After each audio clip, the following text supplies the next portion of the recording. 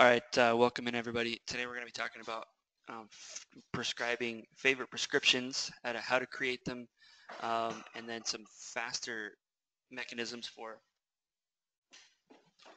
prescribing and sending prescriptions.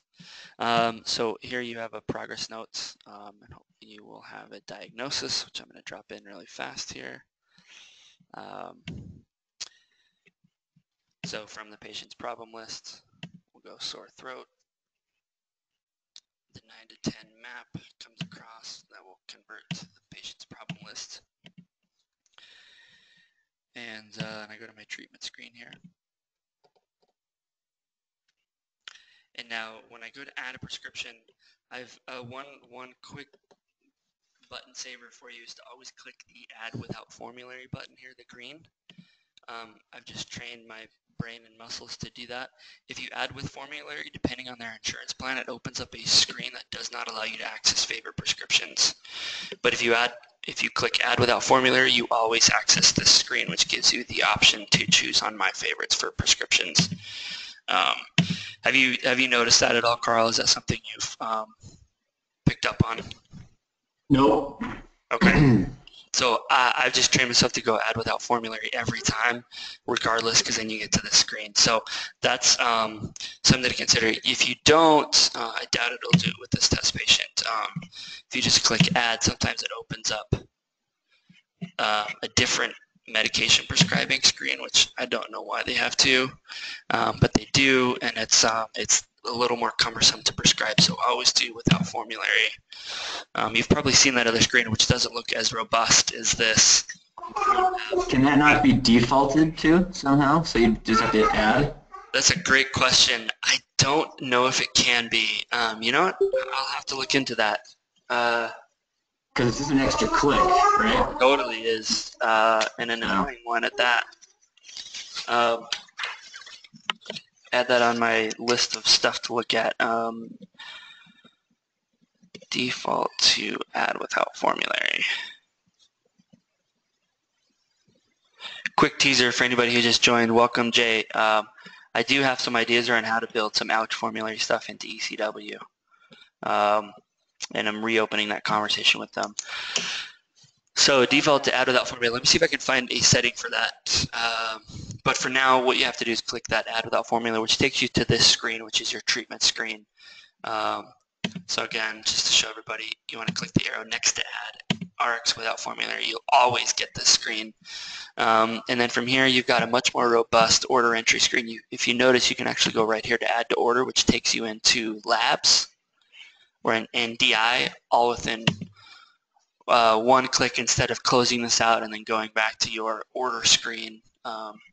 You have it all right here. So that's kind of a nice navigation thing for you. So then from there, once you have your favorite prescriptions, you can click My Favorites, and then you've got all of your prescriptions handy right here that are your favorites. So lisinopril, lisinopril, hydrochlorothiazide, those are favorites I've made in the past. If it's not a favorite, let me show you how to make a favorite. Change that to standard. If I punch in, what's one that I might not have as a favorite?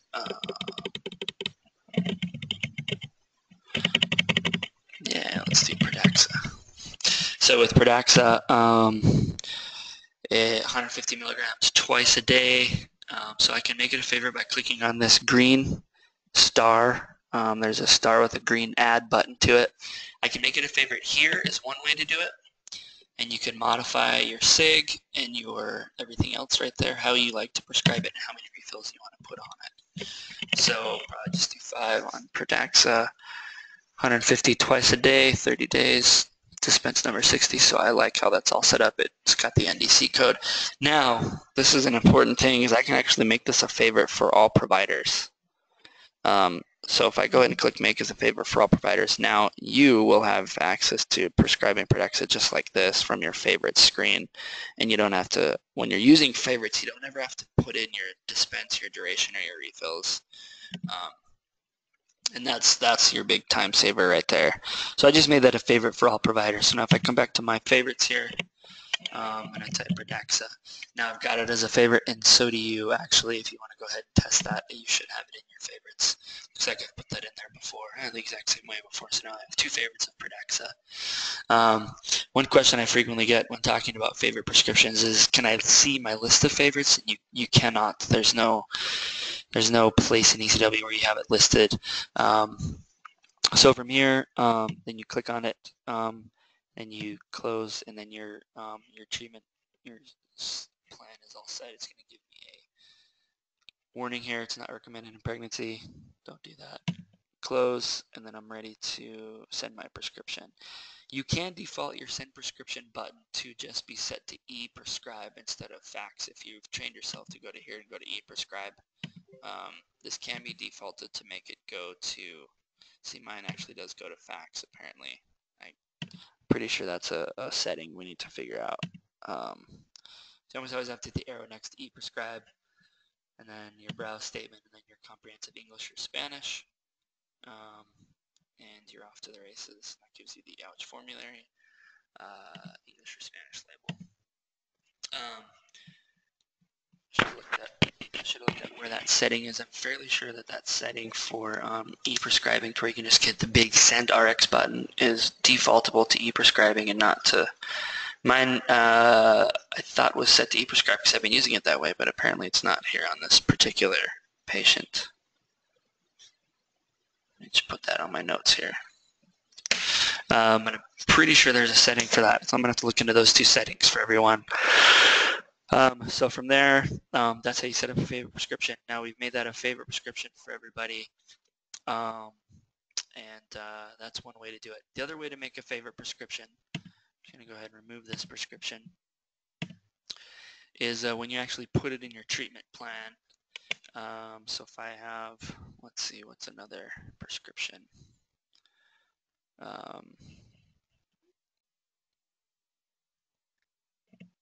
Pretty sure I've got Lantus on there. How about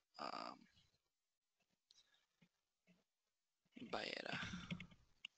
Let's see, so if I have Byetta, I put that, so then I choose it, and I don't make it a favorite quite yet.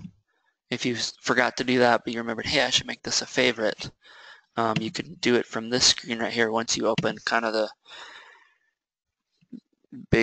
wide horizontal prescription notification screen from here, you can dial up how you like to prescribe it. 2 injectors, sub-Q twice a day, and then I can click add as a favorite right here, and now I've made it a favorite, and I don't have to go back and do it.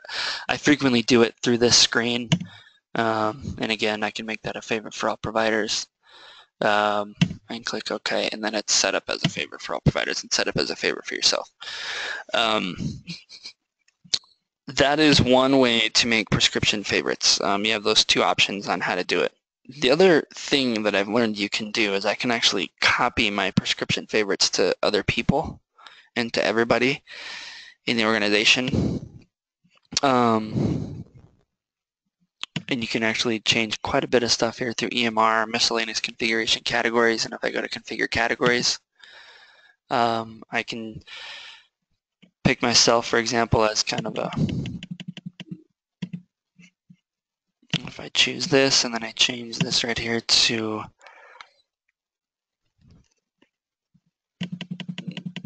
I believe I can make my favorite prescriptions be your favorite prescriptions, but. Did you mean to pick Maggie Hull or pick you? Say again.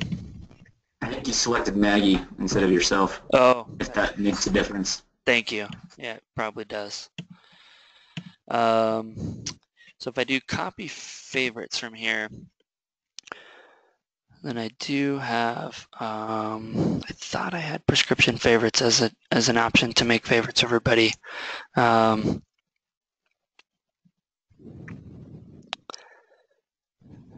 It's only lab favorites, my mistake, and DI favorites. Procedure, yeah, there's no prescription on here. So I can't actually make favorites to copy my favorites to everybody else. But again, your prescribing practices may be different from mine, and so as you kind of do this as you go along is how you kind of build your own formulary, and that's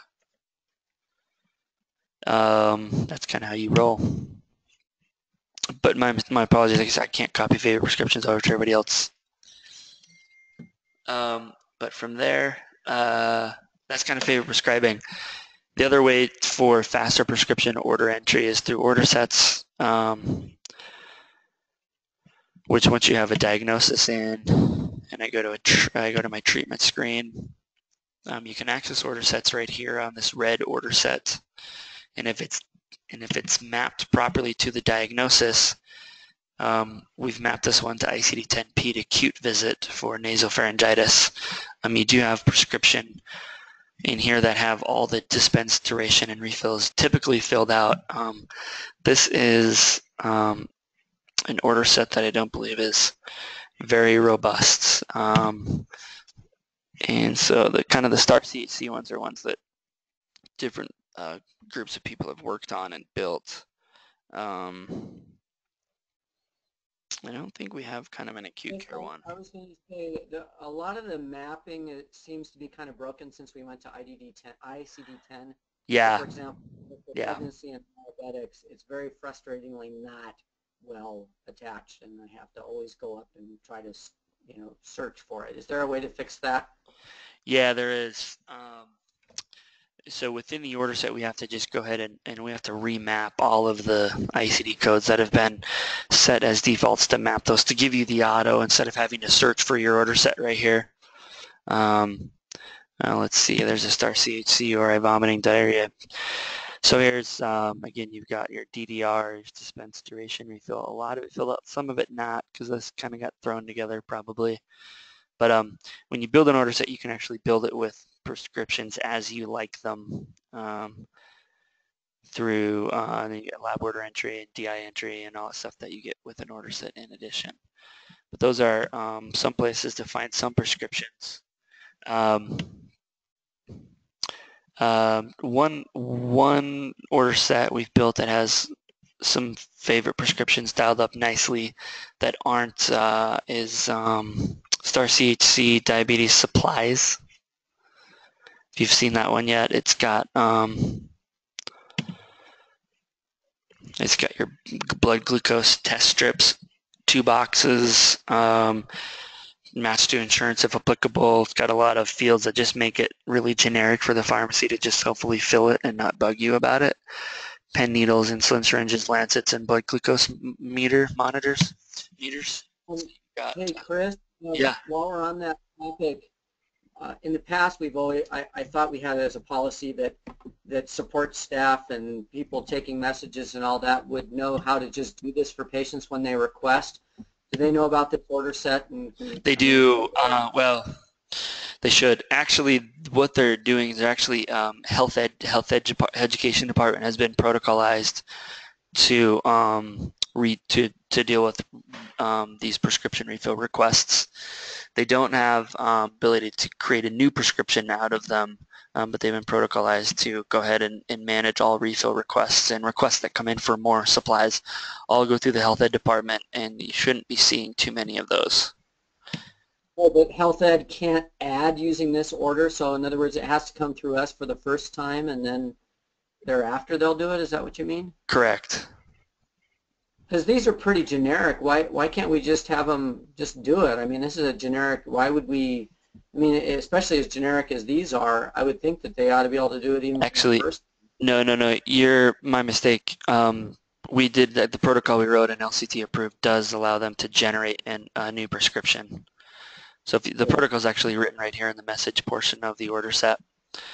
So they will, they can generate and refill prescriptions by the health education staff for glucometers and lancets and the like. So that's all set up for them to be able to generate prescriptions. So when they go see health ed and they need a meter, health education can generate a new prescription if they have insurance and send it to the pharmacy.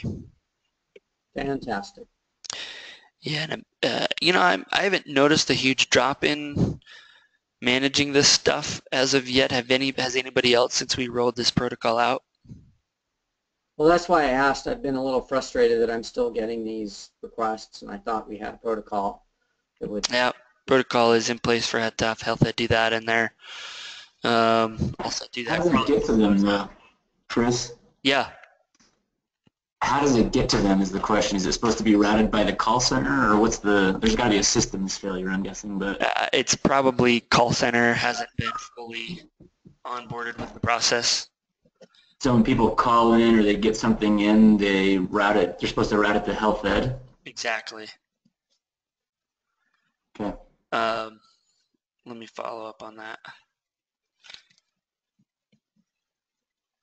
That's probably where the breakdown's happening. I don't think it's happening at the health ed level. I think they're happy to deal with this when it comes to them. And so we probably need to make sure health ed is, phone center is aware of that. So I'll get a message out to them today right now.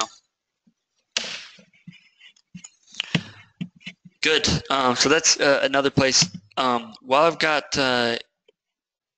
folks, I was going to show you the OB Super Bill. Carl, are you using this at all?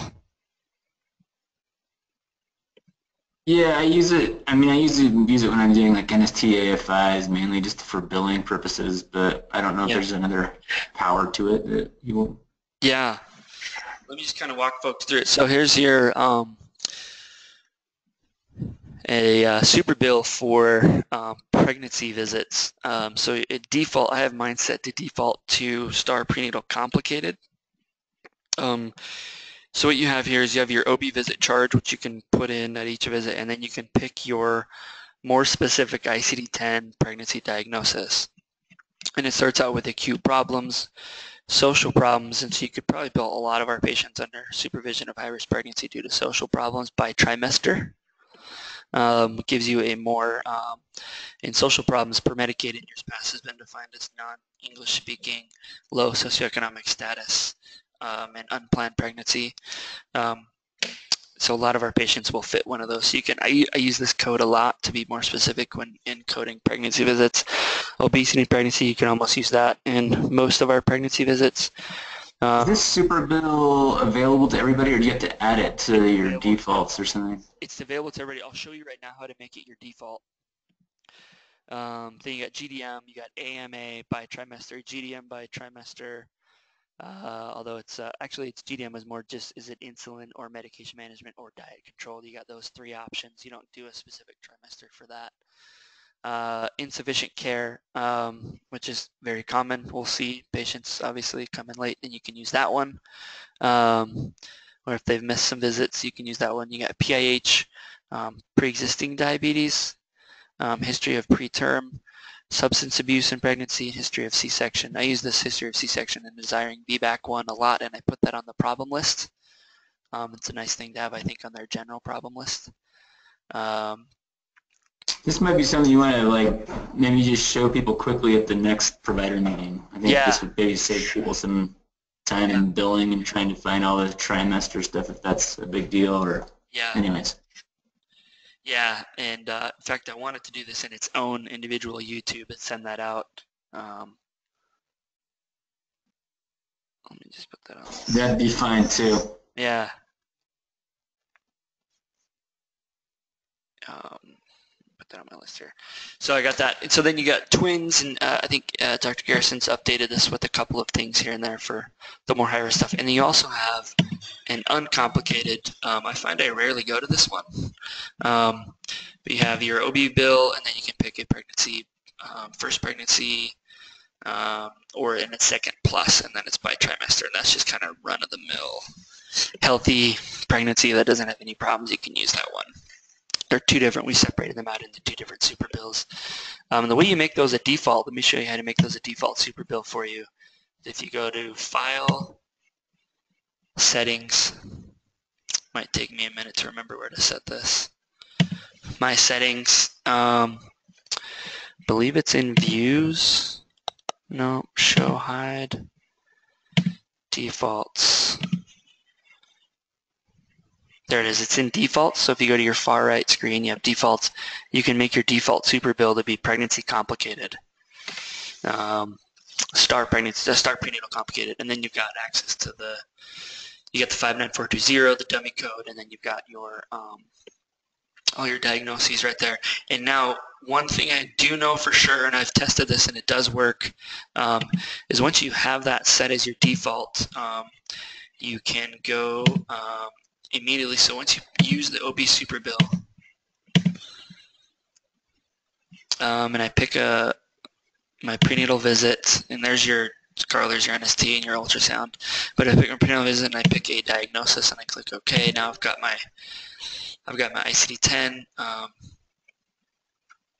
and I've got. Chris, what was the first one did you get there from File or EMR? What was the first one you picked to get to the default? Sorry. Oh yeah, no worries. You go to File and then Settings, My Settings, okay. And then it's defaults. File, Settings, My Settings, and then scroll to your far right, Defaults,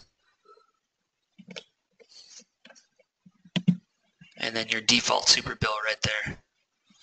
Ben, yours is probably already defaulted to that because I copied my settings onto yours, and I think that copy settings function actually works, so yours may be already set to that.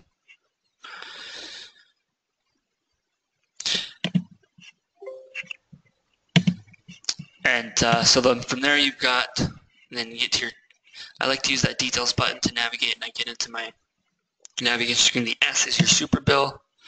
This is how to quickly do OB billing. Again, you've got prenatal complicated as my default. I put in my diagnosis, I click save, and now I've got a diagnosis for pregnancy as well as my pregnancy code.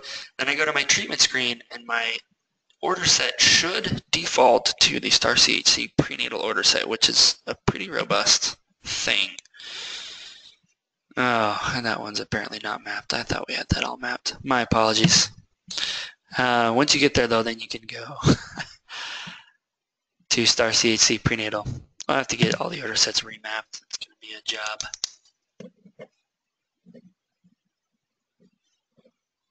Remap order set, at least the OB one. I'm gonna Jackie Montoya is the one who mapped that all. I'm gonna have her see if she can troubleshoot this and get that mirror mapped. But then you've got right here, you've got your ferrous sulfate. You're gonna iron, and then it's got one bottle. It's got pretty generic prescribing practices to keep that easy. If you're gonna prescribe the ferrous sulfate, obviously an OTC option is fine. But then you got your different prenatal order set medications.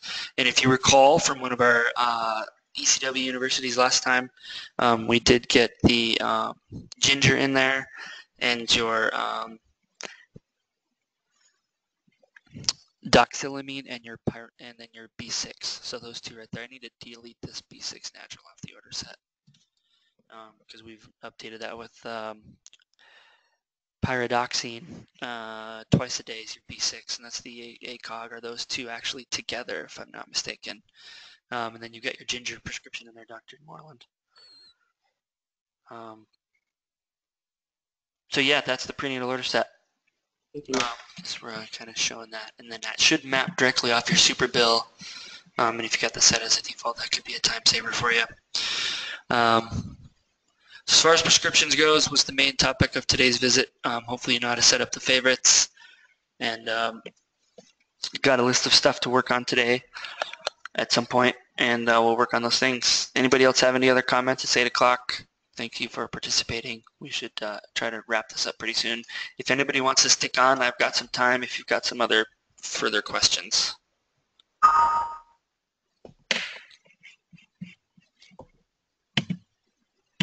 I'm good. Thanks, Chris. You good? All right. Thanks, everybody. Have a good day. Okay, bye-bye.